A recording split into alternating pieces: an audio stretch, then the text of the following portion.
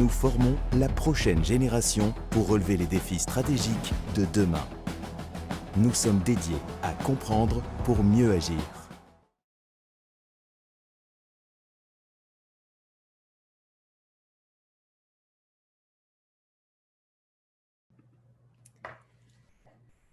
Bonjour, je me présente, je m'appelle Stéphanie Von Latke, je suis professeure à Queen's et co-directrice du réseau d'analyse stratégique, le tout premier réseau Minds entièrement bilingue qui offre une expertise de pointe dans le domaine de la sécurité internationale. Un de nos objectifs principaux est de former la prochaine génération d'experts en matière de sécurité et de défense, et c'est justement aux jeunes chercheurs que nos 3 ateliers de formation aujourd'hui sont destinés. L'atelier aujourd'hui va se dérouler en français, mais une version avec des sous-titres en anglais sera disponible bientôt sur le site du réseau. Nous avons 3 ateliers de formation pour étudiants et chercheurs émergents aujourd'hui. On commence tout de suite avec le premier atelier, qui est un atelier de préparation au programme de recrutement d'agents des politiques du ministère de la Défense. Notre premier intervenant est Anthony Ippolito. Monsieur Ippolito est agent principal des politiques au sein du groupe des politiques du ministère de la Défense nationale. Il a rejoint le groupe des politiques après avoir obtenu sa maîtrise du programme NIPSIA à Carleton. Il a occupé plusieurs postes depuis et il a également été déployé pendant 7 mois au Moyen-Orient en tant que conseiller politique pour l'opération Impact, la contribution militaire du Canada à la coalition mondiale pour contrer l'État islamique. Monsieur Ippolito a aussi servi dans les Forces armées canadiennes, dans les branches de l'infanterie et du renseignement. Vous avez sa bio sur notre site web également. Nous avons 90 minutes pour cet atelier, donc nous allons débuter avec la présentation de Monsieur Ippolito et ensuite, nous aurons une période de questions. Vous pouvez nous envoyer des questions par écrit via Zoom et je les poserai en direct à notre invité. Monsieur Ippolito, la parole est à vous. Merci beaucoup d'avoir accepté notre invitation. Merci Stéphanie pour cette introduction. Bonjour à tous et merci de me donner l'occasion de parler aujourd'hui du PRAP. Je pense que ce programme est formidable, comme j'espère que vous le verrez aujourd'hui, et pas seulement parce que c'est grâce au PRAP que je suis entré dans la fonction publique en 2008. Comme vous avez pu lire dans ma biographie, alors que je suis actuellement gestionnaire du PRAP, j'ai occupé plusieurs postes au sein des groupes de politique du ministère de la Défense nationale. Je ne vais pas décrire ces postes en détail, mais je tiens à souligner que le travail à la Défense nationale, depuis 2 ans, et je suis toujours motivé. Cela est dû en partie au sujet passionnant de la défense, mais aussi au fait que c'est normal de changer des postes tous les 2 ou 3 ans dans le groupe de politique. Mais je prends de l'avance ici.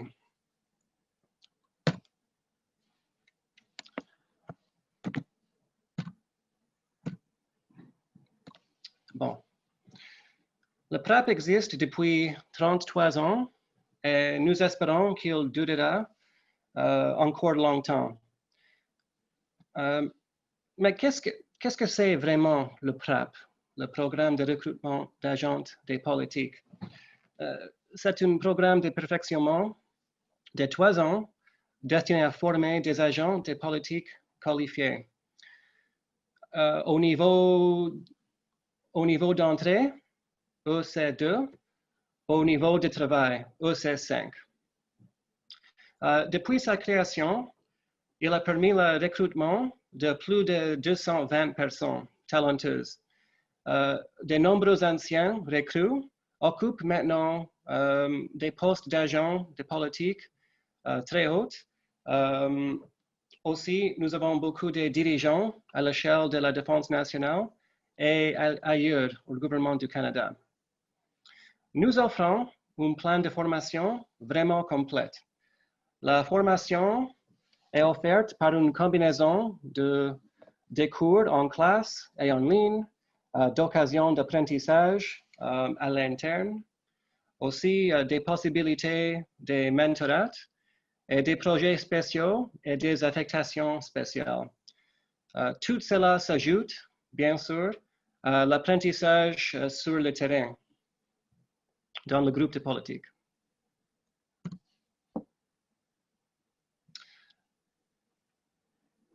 Le rôle d'agent de politique de la défense, c'est simple et aussi c'est compliqué. Mais les agents fournissent des conseils et un soutien au ministre de la Défense nationale, au sous-ministre et aussi au chef d'état-major de la Défense et d'autres hauts responsables du gouvernement. C'est-à-dire les gens très importants. Nous avons 4 fonctions primaires. Tu peux lire ces fonctions, mais généralement, les agents de politique fournissent des conseils au ministère de la Défense nationale au sujet d'enjeux des défenses clés.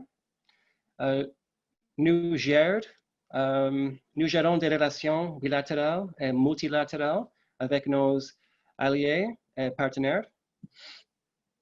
Les agents analysent des plans d'action et formulent des recommandations. De plus, ils fournissent des solutions aux problèmes nouvelles, par exemple la COVID-19 et d'autres comme ça. Et peut-être également important, les agents de politique offrent un soutien stratégique aux opérations des forces armées canadiennes. Nous discuterons de ces fonctions en termes plus concrets et spécifiques dans quelques minutes. Bien. Cette diapo a 2 objectifs. Premièrement, fournir certains adjectifs qui décrivent un agent de politique de la défense, mais aussi démontrer que nous faisons plus que rédiger des notes d'information et aussi que notre travail nous amène partout. Premièrement, je ne décrirai pas en détail les 6 adjectifs parce que vous êtes intelligent et je pense que vous les comprenez, mais peut-être je vais parler de dévouer et d'être engagé. Non, en fait, d'être dévoué et dynamique. Dynamique, cela signifie d'être capable de proposer des nouvelles idées. Cela signifie également être capable de réagir rapidement dans un environnement en évolution, c'est-à-dire 2020. Oui. Être dévoué signifie une autre chose, mais simplement qu'il ne s'agit pas d'un travail de 9 à 5 d'être agent politique. Il est souvent nécessaire de faire des heures supplémentaires fréquemment et dans les brefs délais afin de répondre aux besoins des autres dirigeants. So, ça, c'est dévoué. Concernant ces 6 photos, elles montrent 2 choses vraiment. Premièrement, que mes collègues et moi ont eu des opportunités de travailler dans toute façon intéressante, notamment des interactions directes avec des forces armées canadiennes et la représentation des intérêts canadiens, par exemple aux Nations Unies ou à l'OTAN, et aussi, comme vous le voir, les porte-échendails de Noël, des goûts très douteux. Yeah. Aussi, ces photos montrent que le groupe de politique est plus qu'une organisation dans le gouvernement fédéral, mais selon nous, c'est comme une famille. Bien. Les rôles et responsabilités. Sur cette page, vous trouverez des exemples, 1, 2, 3, 4, oui, 10 exemples des rôles et responsabilités d'agents de politique à différents stades de leur carrière. Donc, le PRAP commence à niveau EC2 jusqu'à EC5, mais pourquoi? Pourquoi nous assumerions ces rôles différents? Ces permettront d'acquérir les aptitudes et les compétences nécessaires pour réussir au niveau suivant. EC6, EC7, et après ça, les niveaux exécutifs. L'autre chose unique au moins de la défense, au sein de la défense nationale, le PRAP vous aidera à vous positionner pour participer à des concours de niveau supérieur plus tard dans votre carrière. Mais les promotions ne sont pas garanties. Si les PRAP répondent aux exigences établies et reçoivent des évaluations annuelles positives, ils sont promus par des processus non annoncés. Lors de leur promotion, au niveau EC5, les PRAP sortent du programme, mais typiquement, ils restent au sein du groupe de politique.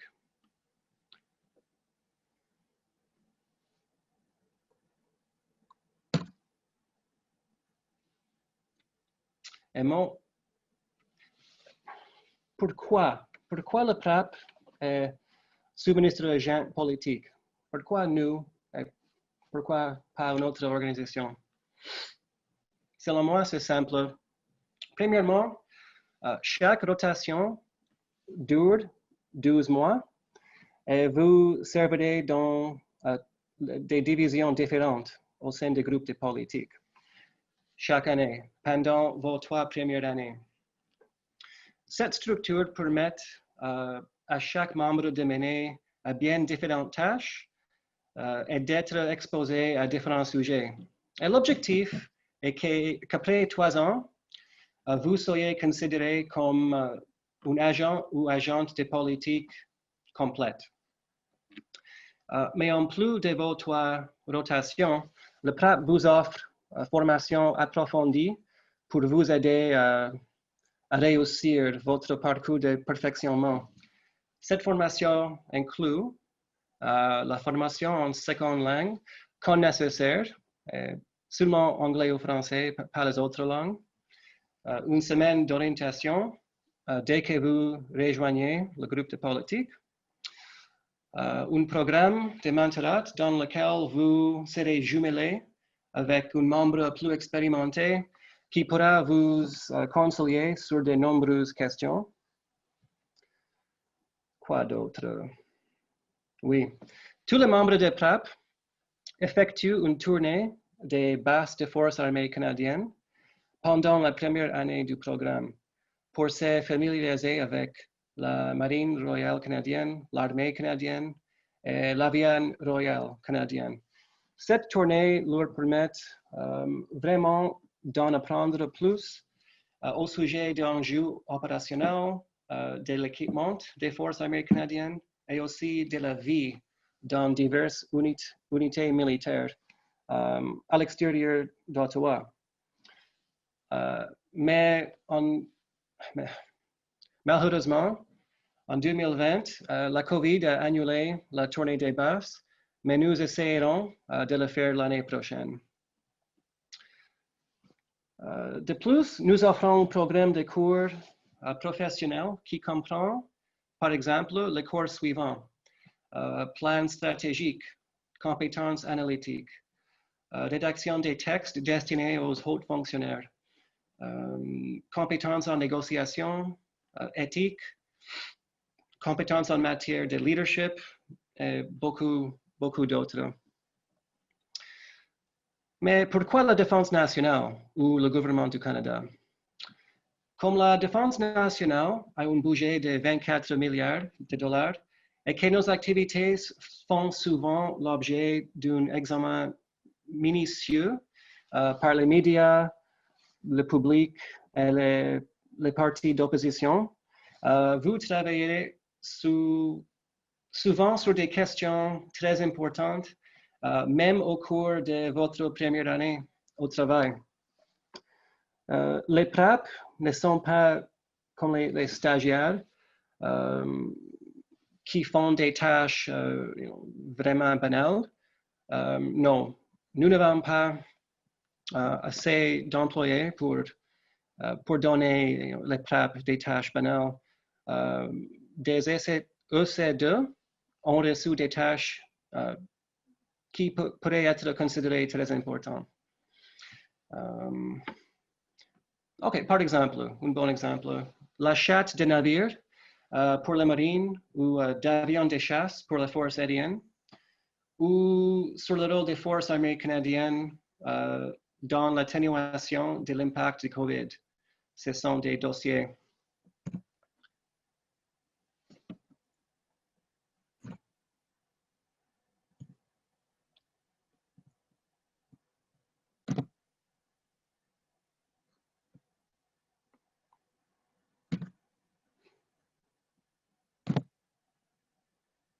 Bon.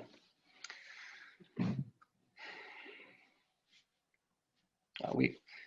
Et les PrEP, il pourrait aussi avoir l'occasion de voyager au Canada et à l'étranger dans le cadre de différentes affectations régulières ou spéciales.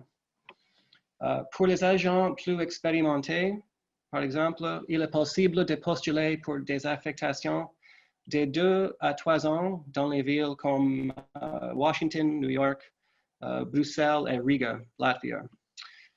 Vous aurez également la possibilité de poser votre candidature à des postes de conseillers politiques en soutien aux opérations militaires à l'étranger. En général, ces postes durent 6 mois.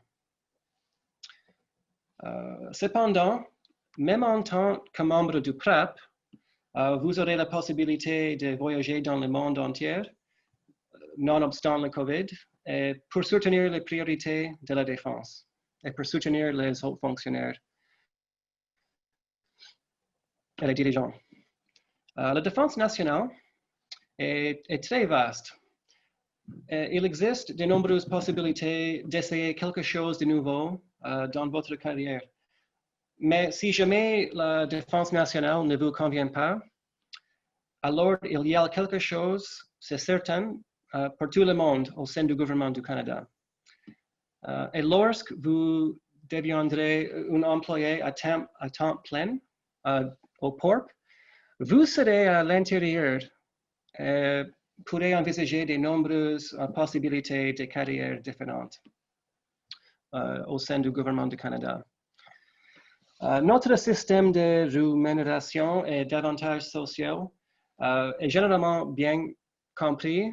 Je ne vais donc pas les expliquer, mais je vous assure qu'ils sont très bons. Aussi, les agents politiques sont habituellement affectés au quartier général de la Défense nationale au centre-ville d'Ottawa. Nous avons maintenant un deuxième quartier général dans l'ouest d'Ottawa, dans un endroit vraiment désolé, mais vous n'avez pas à vous inquiéter, nous restons au centre-ville, c'est une garantie. Et finalement, vous aurez la possibilité de formules de travail flexibles. Par exemple, le travail à domicile, des horaires comprimés. C'était le cas pour 12 ou 3 ans maintenant, mais particulièrement en vue de la COVID, le travail flexible devient plus utilisé et plus adopté. Maintenant, les conditions de candidature. Je vais lire ces qualifications parce qu'elles sont assez explicites, mais je vais donner quelques clarifications. Premièrement, pourquoi la citoyenneté canadienne? Nous exigeons des citoyens canadiens parce que les agents politiques doivent obtenir une cote de sécurité de niveau secret et dans certains cas, de niveau très secret. Nous travaillons également avec de nombreux dossiers qui sont considérés comme Canadian Eyes Only ou réservés aux Canadiens. Donc, c'est très important de tenir la citoyenneté canadienne. De plus, si votre matrice n'y figure pas dans cette diapo, Ne vous inquiétez pas, vous pourrez probablement profiter de dernier mot de cette phrase ou dans une autre discipline liée à la sécurité et la défense, qui peut s'appliquer à tant de disciplines si vous êtes créatif. Finalement, les candidats doivent avoir une spécialisation du niveau universitaire, BA ou MA, en sociologie, en statistique ou en économie. Mais les candidats doivent démontrer leur spécialisation en économie, sociologie ou statistique en indiquant dans leur candidature qu'ils ont suivi au moins un cours universitaire dans ces domaines, ou en décrivant une combinaison d'études, de formation ou d'expérience dans l'un ou l'autre de ces domaines. C'est-à-dire, c'est vraiment simple de répondre à cette exigence. Je crois que presque tout le monde, une fois ou une autre, a pris au moins un cours d'économie, de sociologie ou de statistique. Mais pourquoi dans le groupe de politique existe cette exigence d'avoir une spécialisation de sociologie, économie ou statistique? C'est parce que nous sommes des EC. Des EC, c'est une catégorie, une classification dans la fonction publique. Et des agents de politique, pour une raison ou une autre, sont considérés comme des EC. Mais je peux dire que au quotidien, nous n'utilisons pas vraiment l'économie, la statistique ou la sociologie pour notre travail.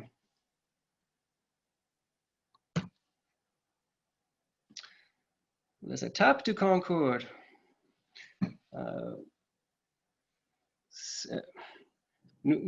Nous avons en fait une autre étape, la 5e. Nous vérifions également tes références après l'entrevue, mais ce n'est pas vraiment une étape que vous franchissez, même si elle vous concerne. Ici, la chronologie du processus.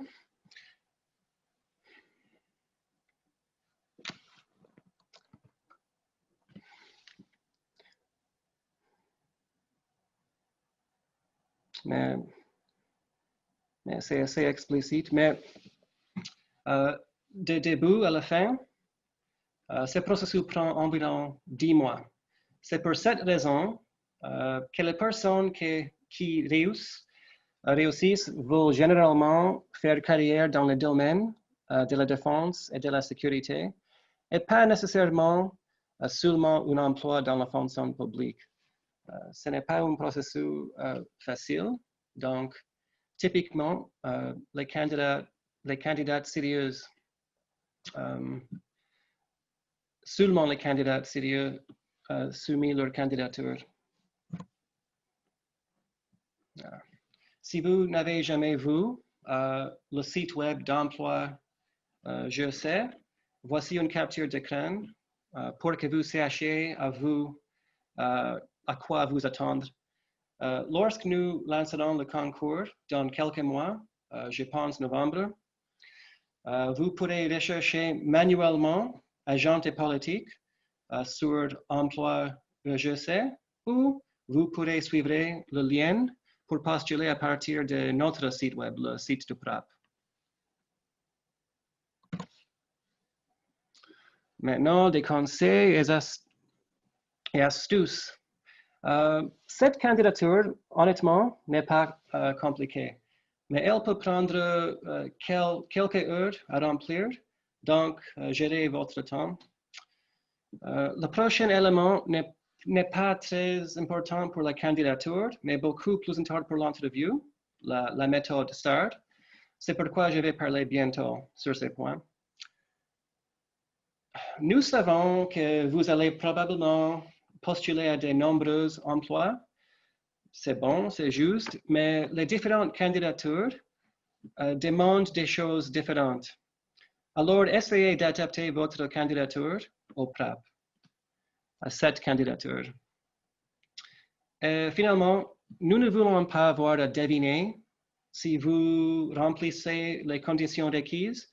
Donc, utilisez un langage clair dans votre candidature.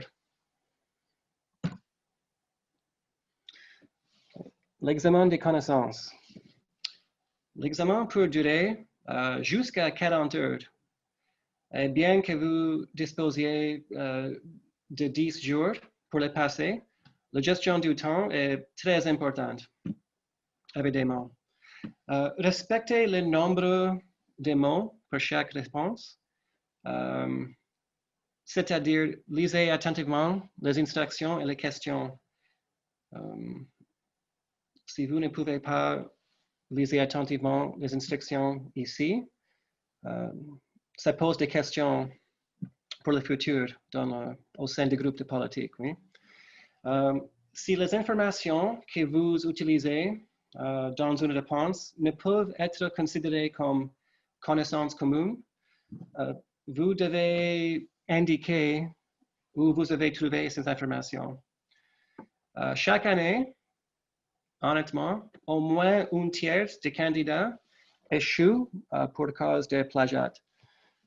Donc, utilisez les sources officielles et, s'il vous plaît, citez correctement. Et considérez cet examen comme votre chance de faire une première impression positive. Traitez-le sérieusement, car nous saurons si vous ne le faites pas. Et finalement, concernant, il ne s'agit pas de votre opinion, mais de la politique officielle. Oui, je sais que vous avez toutes les solutions aux problèmes auxquels nous sommes confrontés. Et je ne doute pas que vous êtes très créatif et intelligent, sans doute. Mais pour les besoins de cet examen, je dis cela de la manière la plus polie possible. Vos opinions ne nous intéressent pas. C'est seulement de la politique officielle. Okay. Selon moi et selon mes collègues, il n'y a pas de secret dans l'entrevue. Pas vraiment. Si vous lisez attentivement l'offre ou l'affiche d'emploi, tout ce que nous vous demanderons sera clairement indiqué. Bien que nous ne puissions pas vous fournir des questions spécifiques de l'entrevue, vous pouvez déterminer le type de questions que nous vous poserons en fonction de la fiche de l'emploi. Par exemple, presque chaque année, nous cherchons les mêmes aptitudes et compétences. Par exemple, j'ai la fiche ici.